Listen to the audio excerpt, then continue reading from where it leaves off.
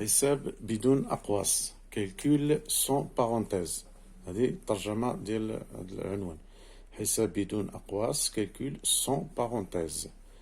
رجل 1 القاعدة الأولى.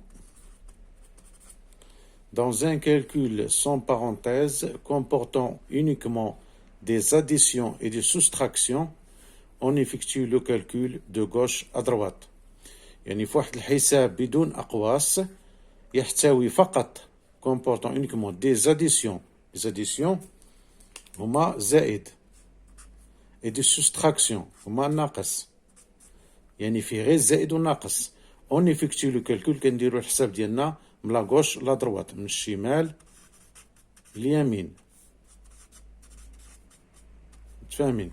رجل 2 Dans un calcul sans parenthèse ديما sans parenthèse لأن العنوان عندنا sans parenthèse comportant uniquement يحتوي فقط على الملتيبليكاسيون والديفيزيون. الملتيبليكاسيون والديفيزيون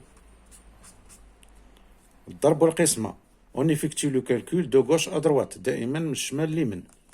رجل 3 Dans un calcul sans parenthèse ديما on effectue les multiplications et les divisions avant multiplication et les divisions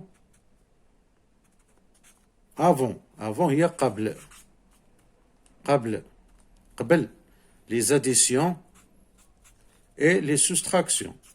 هذا كنسميه ان كالكول ميكست، كالكول مختلط فيه الملتيبليكاسيون والديفيزيون والاديسيون والسوستراكسيون. ملي كيكونوا هادو باربعه كنبدا الاسبقيه بالملتيبليكاسيون والديفيزيون ومن بعد كندير لاديسيون ولا سوستراكسيون. داكور. اذا هذا قاعده ثلاثه القواعد. هذا في الحساب بدون اقواس. في حساب باقواس كالكول افيك بارونتيز كاين اون رجل وحده، رجل 4. اذا dans un calcul avec parenthèse في حساب باقواس، هذه بي. الاخرى كانت عندنا 100 هي بدون، كانت عندنا 100 هي بدون، وهذه افيك هي بي ولا مع. On commence par effectuer les calculs entre parenthèses. كنبدا commence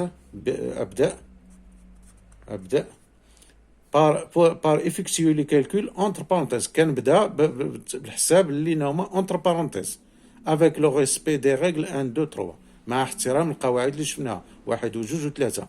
يعني إلا كان عندنا الضرب والقسمة كيكونوا قبل، كان عندنا غير الضرب والقسمة بوحدهم بداو من الشمال، كانت عندنا زائد وناقص كنبداو كذلك من الشمال. إذن كنبدا نحسب ما بين الأقواس مع احترام هاد القواعد. هذا اكزومبل، عندي هاد الاكزومبل هذا.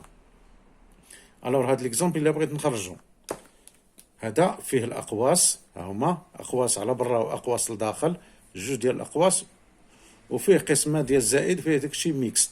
إذن غنبدا بالأقواس.